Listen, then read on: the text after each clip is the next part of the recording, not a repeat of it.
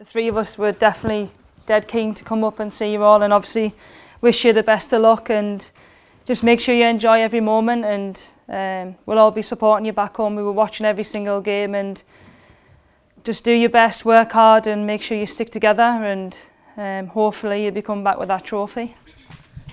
On the pitch, when you have a bad performance, how do you cope, like, as in mentally?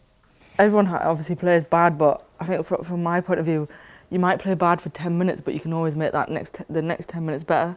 So you're not going to play bad for a whole 90 minutes, and if you are, it's because you're too busy focusing on the fact that you've just done one bad pass or two bad passes, or you've let the ball run through your legs or something. But ultimately, you're going to have another opportunity in the next 2, 5, 10 minutes, whatever, to do that thing right. The game's so long that you can't really have a whole 90 minutes where you're terrible. As youngsters, you're never going to be having consistent performances. I think you have to realise that when you're growing up, that you're not going to have a worldie performance 3, 4 games in a row. It's important that you just do what you can do and stick to the plan that the managers give you and work hard as a team, and nobody else can take that away from you. Did you have any role models when you were younger? I think for me, I know me and Luce have had this conversation before when we were getting into the seniors and when we wanted to be there. I think we always looked up to Kelly Smith, and obviously me and Luce came through the age groups together, and our aim was to be in the same squad as Kelly Smith and Farrah Williams. And I think for me, when a lot of the girls make their debuts, you have your shirt and you get everyone to sign them, and we wanted their signatures on there.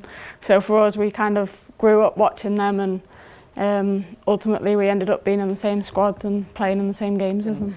I do remember that when I was your age, I was like, I need to get in the seniors whilst Kelly Smith's still there, because I want to play with her so bad. I think as a footballer, she's unbelievable, and she is a role model in the way she plays football. Like, this woman wants to win every game. She wants to be the reason they win, and she is the reason that the Arsenal, that England have been successful anytime she's been on the pitch. What advice would you give us going to the World Cup, as it will be all of our first time going to the World Cup at a young age? You've got to kind of take yourself out of it a little bit sometimes when you go to a tournament, and not just be like so focused on playing, and you have to be on the pitch and you have to be the one that makes a difference, because ultimately you are a squad and you're going to rely on everyone anyway. I remember all the World Cup last year as well. The only player that didn't play was Carly Telford, but she was probably the best person to be around, wasn't she? She was the nicest person. Like, you never felt weird that she wasn't playing. Like, she was always the one giving people set pieces and getting drinks, and it literally didn't bother her. Like, obviously it does, but she was so happy to enjoy the experience, knowing that she'll get her a chance in the future. We always said within that tournament that every player will have a moment at some point in that tournament, and there was so many moments, whether it was Lucy scoring, whether it was Fran scoring. That's what you got to realise, that everybody definitely wants to be in the starting 11, but I think you've just got to be ready, and you've got to prepare exactly the same way, whether you're starting or you're on the bench, and create the best team atmosphere that you can do. And I think that was evident within our World Cup, that no matter who was playing, it was everybody wanted the other person to do well, and it wasn't a competition, it was just a competition to make sure that we were the best England team that we could be. How do you bounce back after losing? Like, in the semi-final, how did you bounce back so well for the 3rd and 4th playoff? It was an unfortunate way to lose. After the game, it was a killer, and the next day, like, Mark literally didn't even speak to us. He just went, just have a day.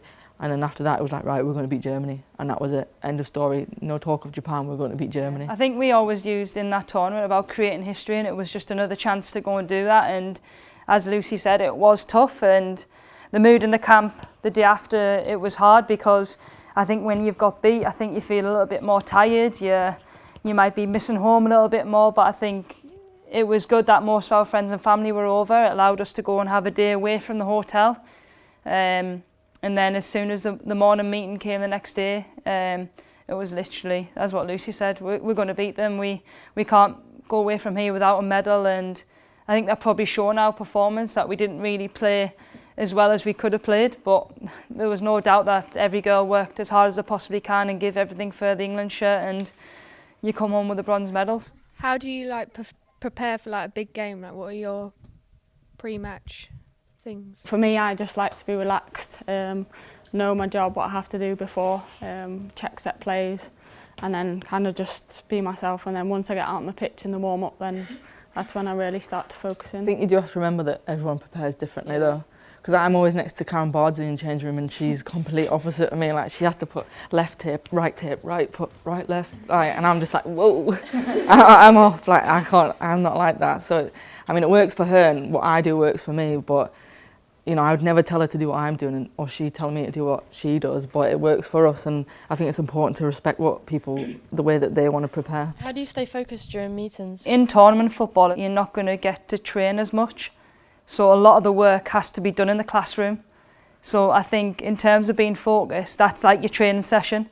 Try and hold it as high importance as your training session. Everybody gets a little bit tired and you just want to go to bed and you just want to go and chill. But I think just try and think about how important it is for the team and for yourself as an individual.